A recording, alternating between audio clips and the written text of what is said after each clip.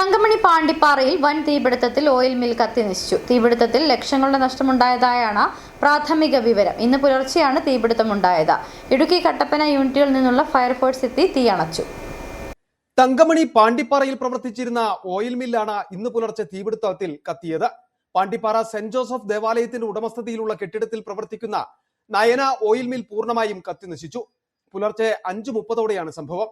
പള്ളിയിൽ തിരുനാൾ ആഘോഷങ്ങൾ നടക്കുന്നതിനാൽ സമീപ പ്രദേശങ്ങളിൽ ആൾ സാന്നിധ്യമുണ്ടായിരുന്നു.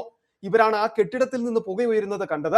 ഉടൻ തന്നെ അഗ്നിശമന സേനയെ വിവരമറിയിക്കുകയായിരുന്നു. കട്ടപ്പന, ഇടുക്കി മേഖലകളിൽ നിന്നായി 4 യൂണിറ്റ് ഫയർഫോഴ്സ് സ്ഥലത്തെത്തി മണിക്കൂറുകൾ നീണ്ട പരിശ്രമത്തിനൊടുവിലാണ് തീ നിയന്ത്രണ വിധേയമാക്കിയത്. വെളിച്ചെണ്ണയും മറ്റു വസ്തുക്കളും സംഭരിച്ചിരുന്നതിനാൽ തീ വേഗത്തിൽ പടർന്നതായി അധികൃതർ പറഞ്ഞു.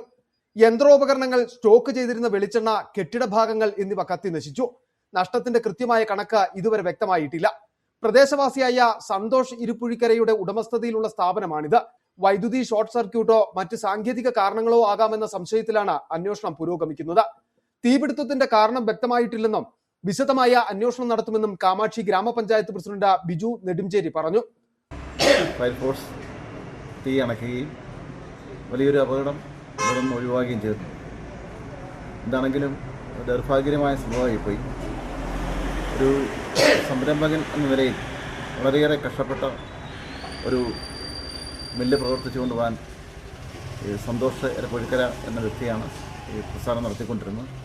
ഹൈറേഞ്ച് മേഖലയിലെ ഏറ്റവും വലിയ വെളിച്ചെണ്ണ ഉൽപാദന കേന്ദ്രങ്ങളിൽ ഒന്നായതിനാൽ വലിയ തോതിൽ നാശനഷ്ടം ഉണ്ടായതായാണ് വിലയിരുത്തൽ. City vision, Idukki.